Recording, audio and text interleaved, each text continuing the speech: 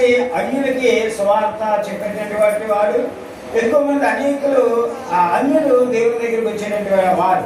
అంతేకాదు ఆయన యూదుల మధ్యలో కూడా వాక్యం అని చెప్తా ఉండేటప్పుడు యూదుల్ని కూడా హెచ్చరిస్తూ దేవుని కొరకు ఆయన కొరకు జీవించే విధంగా ప్రోత్సాహపరుస్తూ ఉండేవాడు.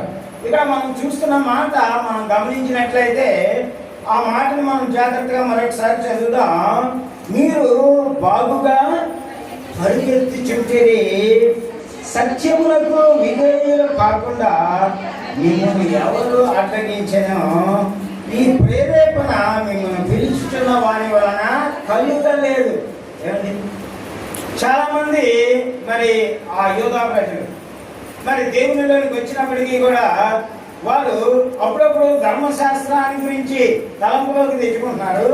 ధర్మశాస్త్రాన్ని బట్టి నడవాలని ఆలోచన చేస్తూ ఉన్నారు. ధర్మశాస్త్రాన్ని బట్టి నీతిమంతులు అవ్వాలని ఆలోచన చేస్తూ ఉన్నారు.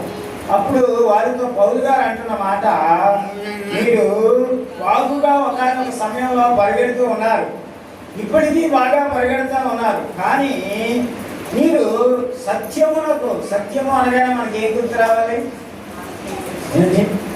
సత్యం అంటే ఏంటి? ఏమో చెప్పారు, యేసు ప్రభువా కదా. సత్యం అంటే ఏంటి?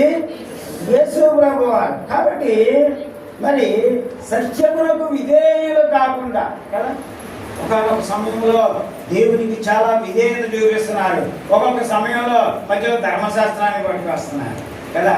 అందుకు పౌలు గారు చాలా తేటగా మాట్లాడుతున్న మాటలు ఇవి. ఏమండి, సత్యములకు విధేయులు కాకుండా.